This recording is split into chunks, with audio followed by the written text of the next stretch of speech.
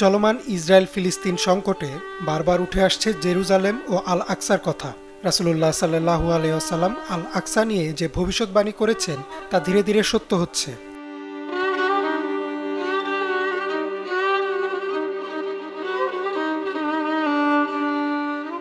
তবে তার আগে আমাদের জানতে হবে যে আল আকসা মসজিদ কেন মুসলিমদের জন্য এত জরুরি। এই পৃথিবীর বুকে আল্লাহর জন্য নির্মিত দ্বিতীয় মসজিদটি হচ্ছে আল আকসা।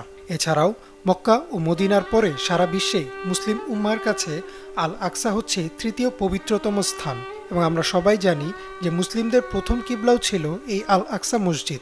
শুধু তাই না, আল্লাহ নির্দিষ্টভাবে কোরআনে এই মসজিদের কথা বলেছেন।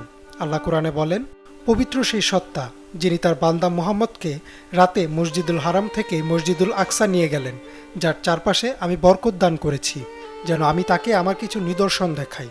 নিশ্চয়ই তিনি সর্বশ্রোতা ও সর্বদ্রষ্টা। এছাড়াও আল্লাহ আল আকসা ও এর আশেপাশের এলাকাকে আল মুকাদ্দাস বা পবিত্র ভূমিও বলেছেন। ইমাম ইবনে আল জাওয়াজি রাদিয়াল্লাহু তাআলা আনহু থেকে বর্ণিত যে আল্লাহ এই ভূমিকে পবিত্র ভূমি বলেছেন কারণ এই ভূমি মানুষের পাপ মুছে দেয়। অর্থাৎ এই ভূমিতে কেউ যদি আল্লাহর ইবাদত করে বা ক্ষমা চায়, আল্লাহ তাকে ক্ষমা করে দেন।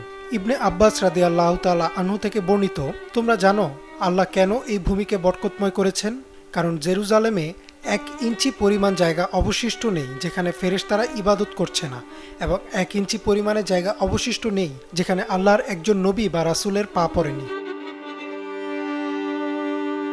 এমনকি মিরাজের রাতে যখন জিব্রাইল আলাইহিসসালাম মহানবী সাল্লাল্লাহু আলাইহি সাল্লামকে মসজিদুল আকসায় নিয়ে গেলেন, তখন সেখানে আল্লাহর হুকুমে সকল নবী রাসূলগণ উপস্থিত হন এবং মহানবী সাল্লাল্লাহু আলাইহি সাল্লাম তাদের সবাইকে নিয়ে 2 রাকাত নামাজ আদায় করেন। তবে মহানবী সাল্লাল্লাহু আলাইহি সাল্লাম বলেন, এমন এক সময় আসবে যখন ইমানদারদের মসজিদুল আকসা থেকে বের করে দেওয়া হবে। বর্তমানে কি ঠিক এমনটাই ঘটছে না?